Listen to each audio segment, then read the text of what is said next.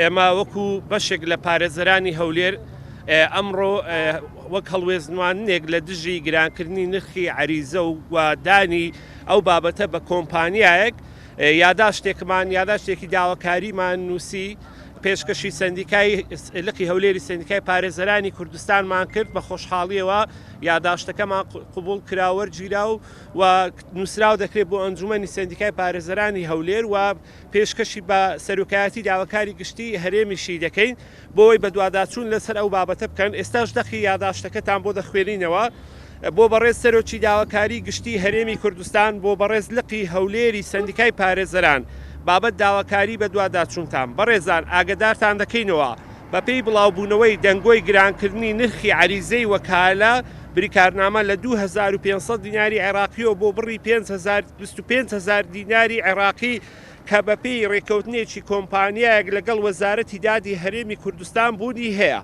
کە ئەمەش تەنها زیان گەیاندنە بە بەرژەوەندی بژێویەکانی هاوڵاتیانی هەرێمی کوردستان و هەروە خودی ئەو عەریزە نووسانەی کە بژێوی ڕۆژانەیان لەسەر ئەم کارەیانە. بۆیە داواکارین لە بەڕێستان وەک لایەنی پەیوەندیدار بەم بابەتە ڕێگر بن لە جێبەجێکردنی ئەم کارە و بەرگری لە مافی خەڵک بکەن. داواکاران کۆمەڵێک لە پارێزەرانی هەولێر.